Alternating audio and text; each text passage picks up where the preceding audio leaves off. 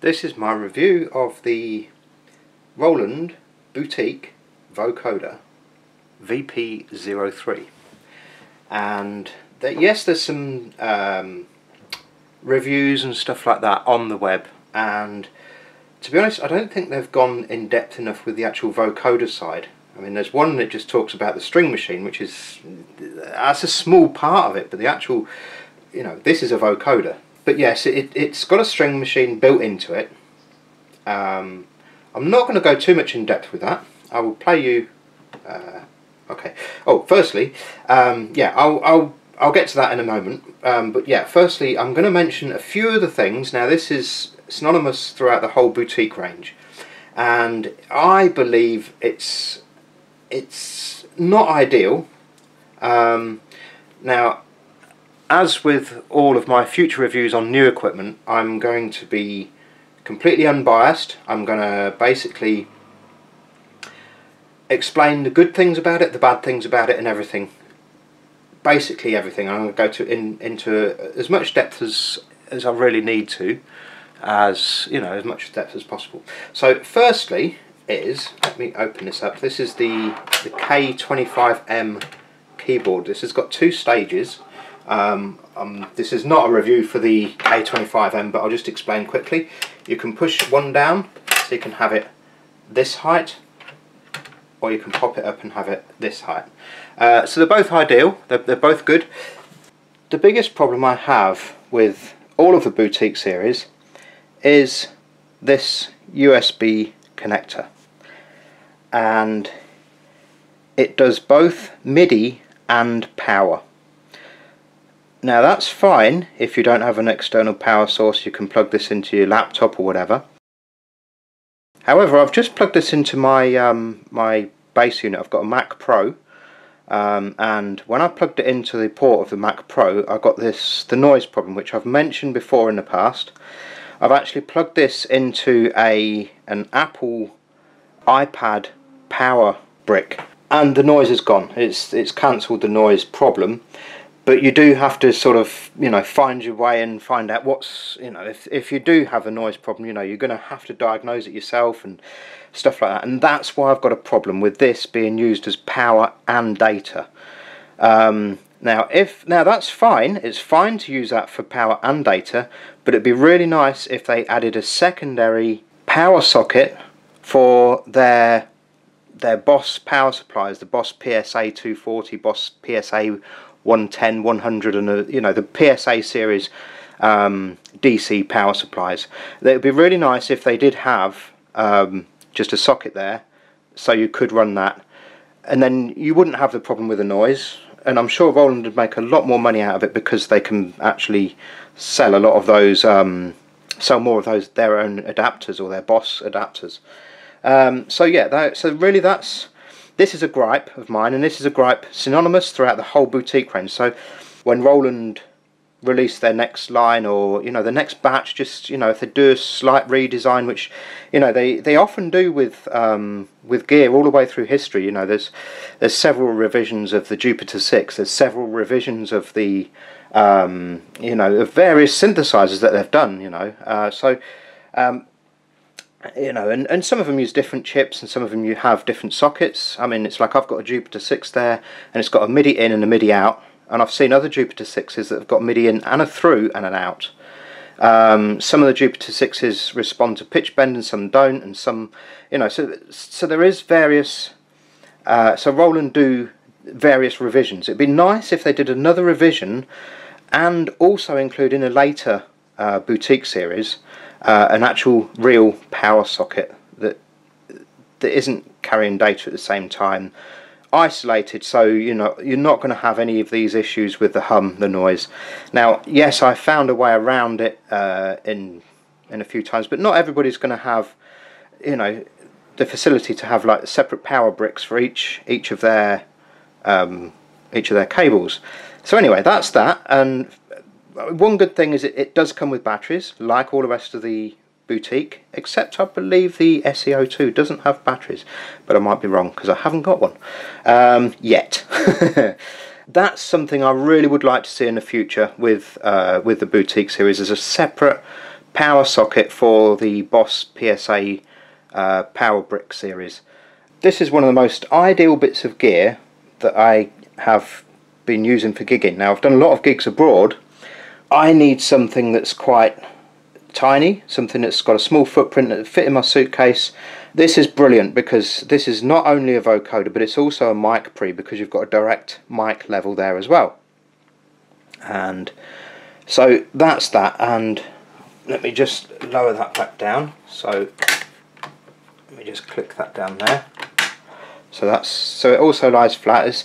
It's great in lots of positions depending on your circumstances. I mean, I found that when I play live, sometimes your desktop is quite low, so you want it flat, so you're up on top of it, and then sometimes your desk is quite high, so to make it sort of face you, you can use the two position options with the K25M keyboard. So yeah, this is brilliant for gigging. If you need something, if you want a vocoder, you want that live feel, you know, in your gig. I mean, you could play everything off Ableton or whatever, but if you've got a vocoder, it makes your set a whole lot more visual, and you're more connected to the crowd, because they can see you are playing for them, you're addressing them because you've got a microphone in your hand. It just makes it more personal for everybody in the audience when you're doing a gig. So yeah, perfect little machine for gigging. I think it's absolutely brilliant, and I highly recommend with all of these boutiques, just get the keyboard. Get the keyboard. I've got the keyboard I've got basically 4 of the keyboards because I've got 4 boutique units. I've got the 3 poly synths that they released, and the vocoder, which is, in a way, it's a poly synth because, well, it's a poly string machine, but it's a vocoder. And let's go into the next thing now. So the next thing I want to talk about is this microphone. Now, it's nice. It's got a nice shaft on it and stuff like that, and it requires, on the boutique, it requires the plug-in power switch to be enabled when you're using this. But I recommend, now this is no offence to Roland, and it's great that you include a microphone in the box. It's great because it gets you started straight away. But the first thing you want to do is chuck it straight back into the box and use a decent microphone, because it makes all the difference. It makes a hell of a lot of difference, trust me. And I will be demonstrating that as well. I'll be demonstrating the difference between this microphone and a Shure. Now, this isn't even an SM58. This is a budget Shure. This is a SV100, and I use it for all my gigs. I like it because it's got a switch, and I recommend something like this. You don't have to buy a Shure. It doesn't have to be that particular brand. That's just what I've chosen to use. But definitely get this back in the box and get yourself a decent microphone, because it will make all the difference. It really does. It makes, you know, the world of difference. And you'll hear that in the demonstration when I start to go into a few things with the vocoder. Okay, so moving on. So firstly, I'm going to compare these 2 microphones, this one and this one. And see what you think. So first is the Roland one that you get with the vocoder, and secondly I'll use the Shure, which, like I said before, it doesn't need to be a Shure. I'm not trying to endorse any manufacturing, you know, I'm not trying to advertise anything. It's just that I happen to have chosen a Shure microphone for myself. They're an industry standard stage mic. The SM58 is an SM57 of industry standard, so I naturally went with a Shure. That was my personal choice, and like I say, it doesn't have to be Shure. It can be Audio Technica, it can be whatever you want it to be, you know, as long as it's not this. As long as it's better quality than this, sorry, that's more to the point. Now, the thing is, yes, Roland could have put a really expensive microphone in there, and then that would have bumped up the price by another 50, 70, 100 on top of what you just paid for this, and it's nicer to have the choice. So But I'm going to demonstrate what the difference is, how this sounds. So firstly, I'm going to say Roland Vocoder. Hold on, let me just turn the level down there. So I've got this, just make sure it's not peaking or anything like that. So here, so this is the Roland Vocoder VP-03. Yes, it sounds great, but as you will notice, if I move slightly in, it goes really loud, and if I move slightly away, it goes really quiet. And there's quite a lot of difference because the microphone itself is the dynamics of the microphone is such a short range. The slightest thing can just make a difference. So if you're in the crowd and you sort of just move forward and you rock into the beat, and then all of a sudden you go, you basically your voice is coming in and out like this, So it's, anyway, so that's the Roland microphone. And next I'm going to show you an external microphone.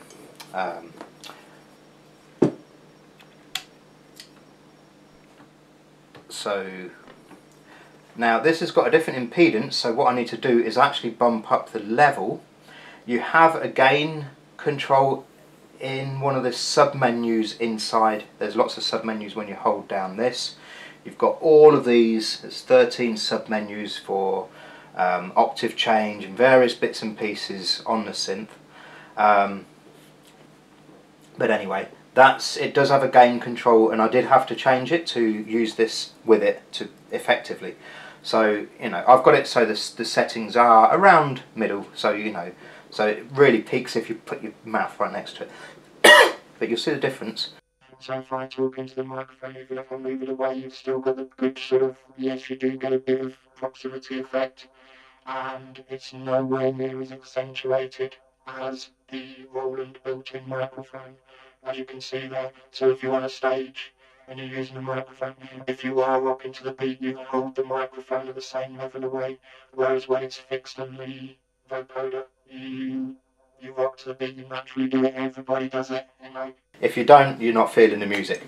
But yeah, so this 100 reasons why to go and spend a little bit of money, get yourself a decent mic in conjunction with this. Don't use this.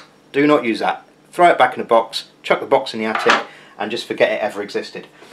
And like I say, it's really good that Roland did that because it's immediate and it's straight out of the box. But unfortunately, people have spoken about this and they say, oh, this vocoder doesn't sound any good. Yeah, well, try using a good mic and then you'll notice a hell of a lot of difference. I'll also show you something else as well, the direct mic. See what the actual difference is. So if I put the direct microphone on here, you can hear I've got a very clear tone to my voice. It's absolutely fine, So this is the direct microphone level there. I'll just put that up. It sounds great. And what I'm going to do next is change that for the other microphone, and then you will hear the difference. So let's plug that out. Plug that one in. Now, as I said, the impedance is different on this, so you do have to. Okay, so sorry about that. You'll notice that there's more. You can basically hear all the low end of the microphone. It distorts easy enough, if you just move in a little bit, you've got the distortion. Yes, it can be nice with a vocoder, but it's not ideal. You want a bit more control over it rather than it just sort of happening out of the blue, So and also you've got your, when I turn this down, you've got your sort of low end. I'm not even peaking here, and it's got a distortion sound to it already. So it's, if you can see the green LED there, it's not even going into the red. It's nowhere near the red, and yet I've got a distortion coming through the microphone, and it just you can hear all this horrible sort of sound. I'm moving back and I'm turning up the gain, and yeah, it's nowhere near. It's nowhere near as nice as the other microphone, which I'm going to switch out straight away and then just let you hear the difference again. And I'll just turn the level up there, and yes, you can hear the difference is quite, it's quite remarkable actually.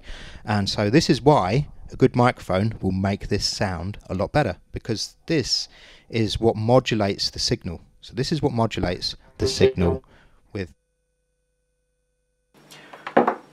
with the string sound.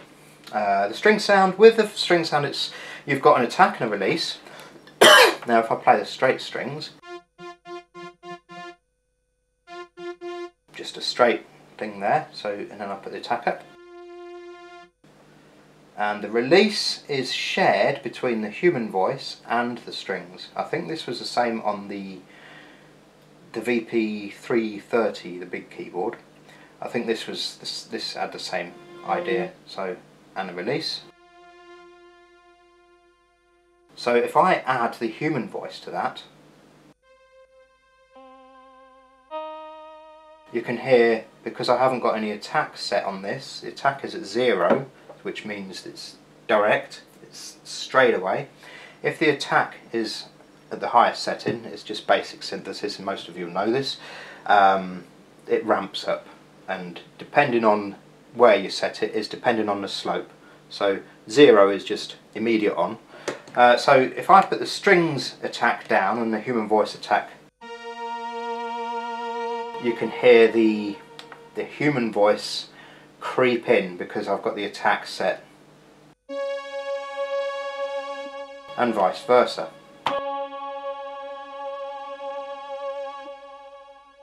So it's just nice to have, I mean, like I say, I don't use the human voice because it doesn't actually affect the vocoder.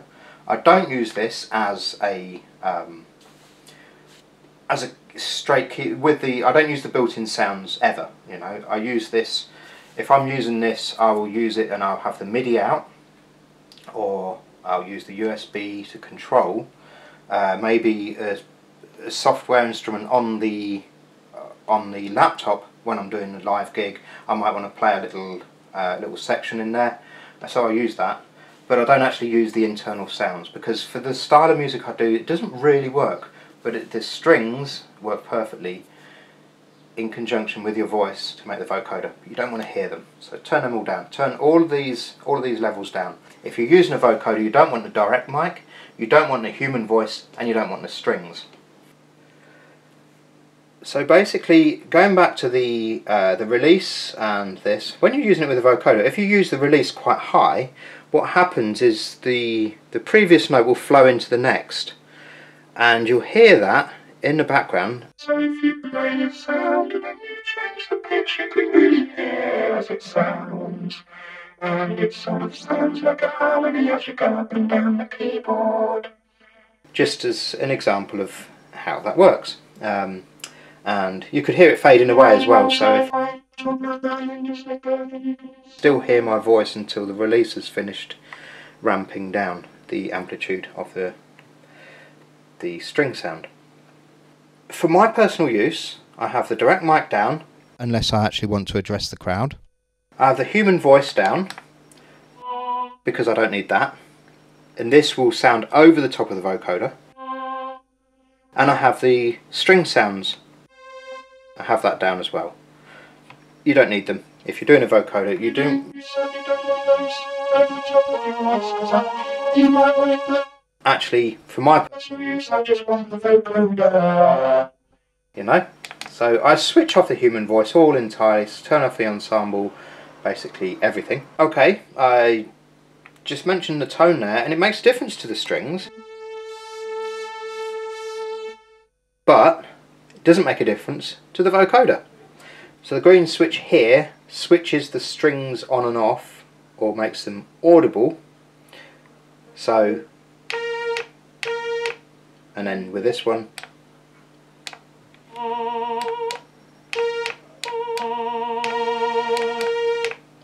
so that's basically your switches to enable and disable those voices, which personally I prefer them all to be disabled. As I said before, I'm only using it for a vocoder, only using it for the voice it's good for, and I think it's absolutely wonderful. I think it does such an awesome sound. And you can do this, you can sound like those classic records, so deaf, so deaf, so deaf, there's a Def Jam. Ooh, yeah. Now make it funky. So you can do all of the classic sort of vocoder sounds, and you know, it is an absolutely brilliant rendition of the VP-03. I think they've done an absolutely marvellous job of this. So there's a couple more things to just wrap this video up. Basically, there's a portamento function on here, and you do that by holding the memory, and C1 switches it on and off. So as you can see, it's just, so that's on, and then C2 is the amount. So now you've got the portamento, and you can have it.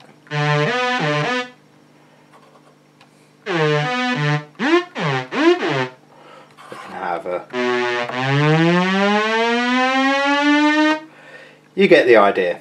So next we have the system settings, and so you've got, basically you hold memory down just as you did for the portamento. So you've got 13 different settings that you can access here.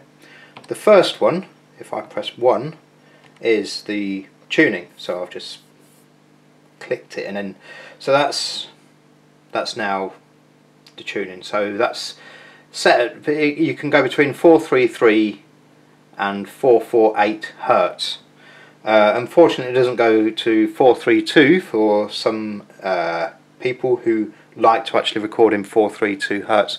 But 433 it's near enough. So if you're one of the 432 Hertz guys, you know, who likes to tune A to 432, then you're not quite going to do that on here. So, but you know, that's just one of those things. Anyway, so the next one along is basically your MIDI channel. So you've got the 16 channels here, and it's flashing one, so I'm connected to MIDI channel 1. The next one, hold memory down, number 3. This is the MIDI clock source. So you've got two options there. You've got auto and internal. I've got it to internal, which is fine for me. The next one is transpose, which is memory plus 4, and you've got your transpose, your key transpose. So that's just a semitone at a time. And then MIDI plus memory plus 5. You've got 3 options here for key velocity. You've got touch, you've got half velocity, which is 64, and then 127, which is full velocity here. I've got it on touch, but that only affects the MIDI from the keyboard. So it doesn't actually affect the synth, because the synth is fixed. The synth, it will not make a difference if you've got it on touch and you play the synth. It won't make any difference to the volume of the output of the synth. So that is only for the keyboard. Next along, you've got a velocity curve, which is on here. I've just got it on medium, and then you also have a power option, which is memory plus 7, and you've got auto off and continuous. So I set mine to continuous. A lot of new synthesizers ship with the automatic power down.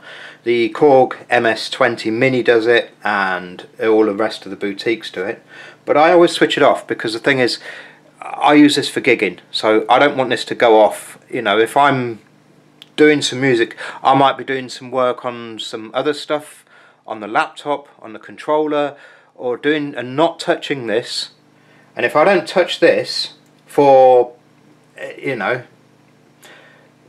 okay, I think it's about 30 minutes is the default, but I don't want it to switch off. But anyway, I think, to be honest, it's the auto off doesn't occur with the USB connected, so I switch it off anyway. I switch that auto off anyway. I think it's just more of a battery saving thing. But on other devices, yeah. Anyway, that's auto off. I don't need to go into too much detail about that. The next one is an LED demo. So basically you put it on there, and it does this flashing lights thing. So when it's in the shop, it attracts your attention like a fruit machine. you know, it sits there flashing up and down, and oh, come and play me, just like a fruit machine does. I switched that off as well. I've got the 4 settings there are off, 1 minute, 3 minutes and 10 minutes. So, and I'd rather have infinite, because I don't ever want to see that thing flashing around when I'm, you know, I've just set up at a gig, and you come back 10 minutes later, you go to the bar, get yourself a drink, you come back, and then this thing's flashing away. It's like, nah, I don't want that to happen. So, LED demo off. This is just my optimum settings for how I've got it. You've also got Octave Shift, which is 9, and so you've basically got your octaves here. You can do really nice deep robot sort of effects on this. So if I plug that into there, I've got the microphone out at the moment, so let's put that back in and turn that off. Yes, so you've got, yes, so you sound like a robot. And then you can do some real serious stuff. Yeah.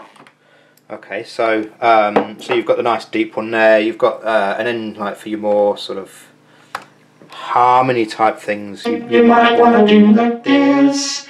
Might want to do like this.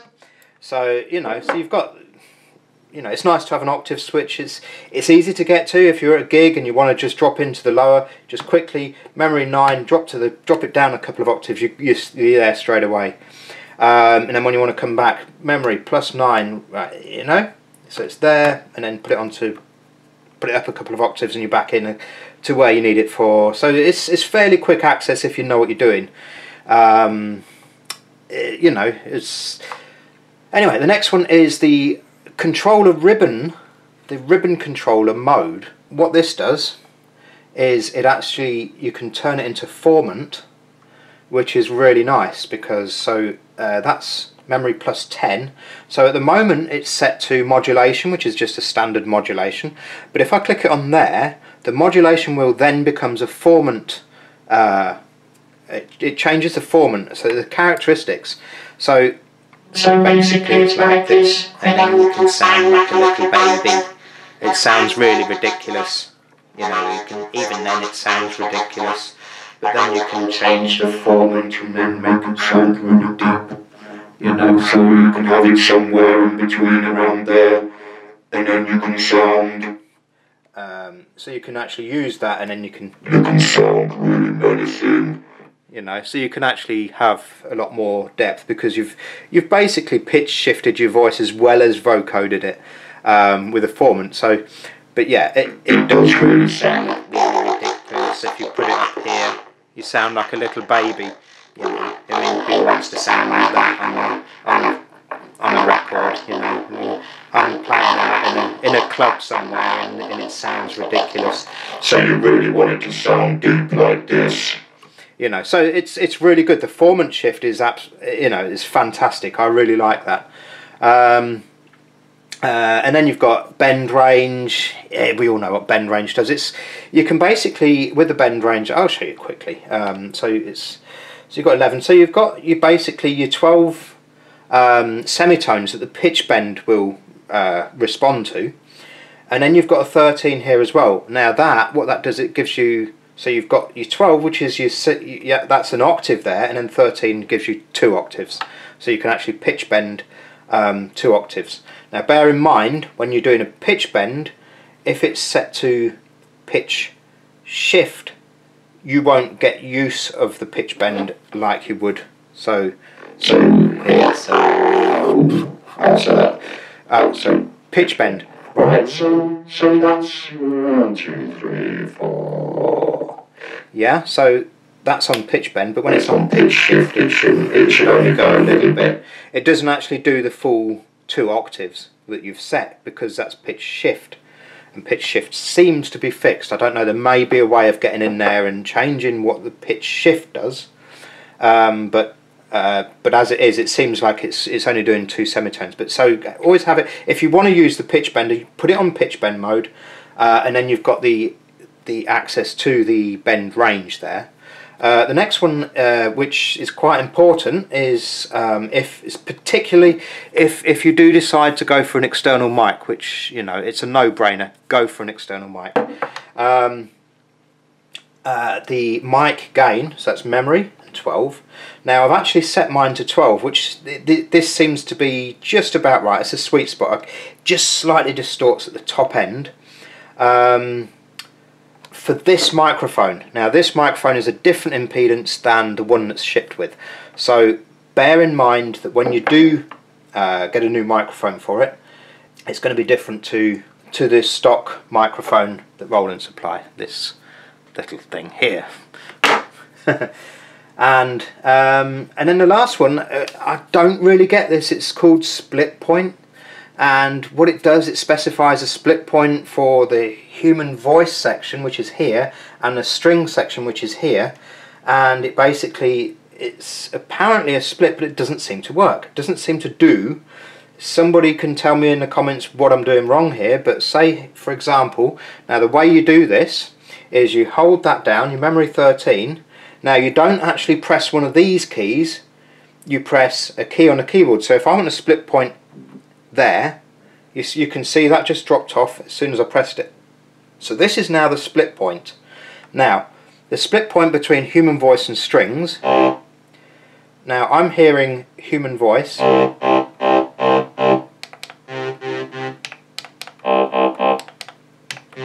And strings here. And here. So it doesn't seem to have split anything.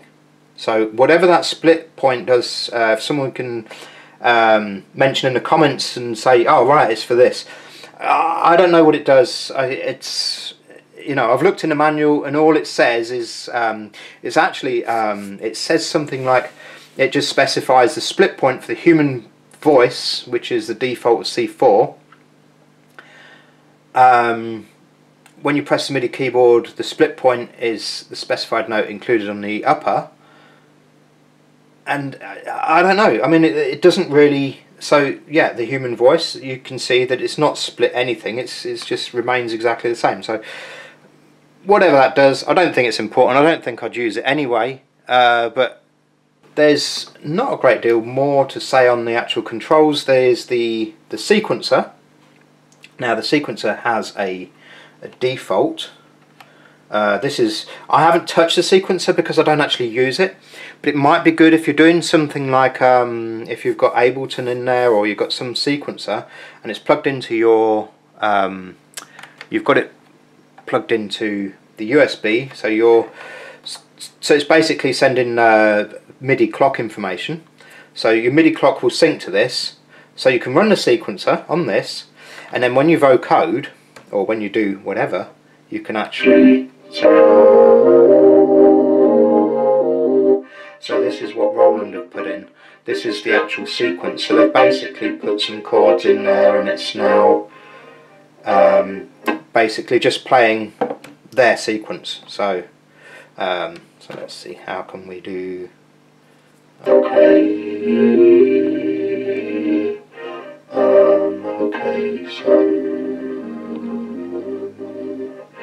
Okay, so you can switch off the things on, off. Yes. So yeah, so it's basically the step sequence. So I don't use it myself. These come with all of the boutique range. They've all got these sequencer things on. Personally, I don't really use this one on here. I don't know. I've not really looked into the sequencer. It's not really my thing. I'm not really using it on this. It's okay on the other devices, on obviously the particularly the TB3 and the drum machines and stuff like that. But really I use the boutiques more to either play like a synth line, or I'll send MIDI to it. But personally I don't really use the built-in sequencers on these. Because, you know, it's just not my workflow, so I'm not going to go into a great deal of detail about the sequencer, because I'm sure this is covered on many videos about the boutiques. Any boutiques, they've all got a sequencer on, and I'm sure most of them work pretty much the same way. So round on the back, this is basically your power on and off switch. The missing power socket here that should be there, there's a screw there instead. Yep, go on Roland, give us it. Apparently I've just watched a thing on the SE-02 and that actually has the power socket, so maybe we have been listened to. Maybe we have, or maybe Roland decided that because it's analog and the op amps and stuff need a bit more current to sort of get the voltage up to run the op amps, that that it was required. But come on Roland, give us just that socket, even if you don't supply the power supply, even if you sell them separately. But anyway, yeah, Roland, come on, give us that socket that belongs where that screw is, right there. Okay, that little power socket that should say DC 9 volts in or whatever. You know. Anyway, so on the back we've got the switch, we've got the USB, we've got the volume control, all the standard things, and it's missing an input. All the other boutiques have got an input. This is missing the input, and you know, the one thing that a vocoder could really do with is a carrier input. So, you know, maybe on a future revision, if you do another one of these, you know, it'd be nice to see a carrier input. It can be pulled in through the USB, but that's not always convenient for people that are not using, not always hooked up to the computer. You know, there's quite a lot of guys now who just want to solely produce with, you know, hardware. The other thing, the last thing that I'm going to mention before I go is the build quality.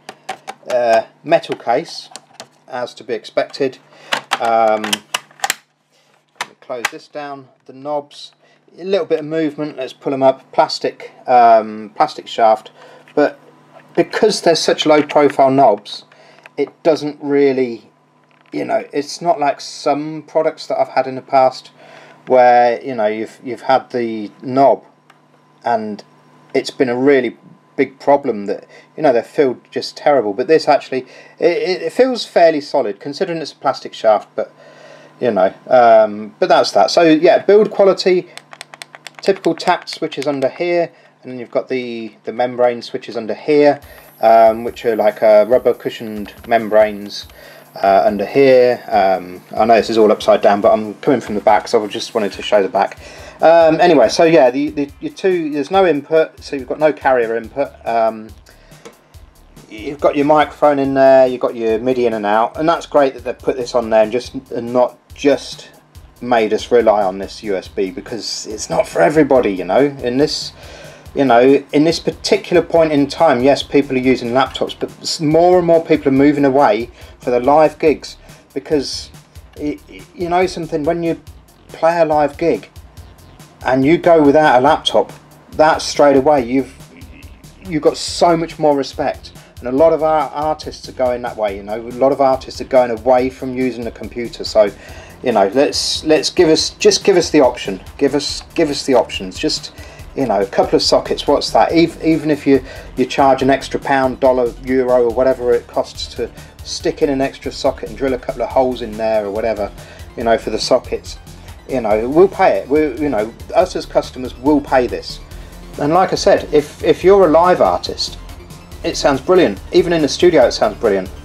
I'm going to end this video on one of my tracks that I use this quite heavily in. So yeah, so there you go. I hope this video was helpful, and if you want to support me, I'm going to link in my album below. If you want to go and grab yourself a copy of my latest album, which is Beyond Theory, that would be better support than clicking the subscribe button, but you can do that as well if you want. Okay, bye for now.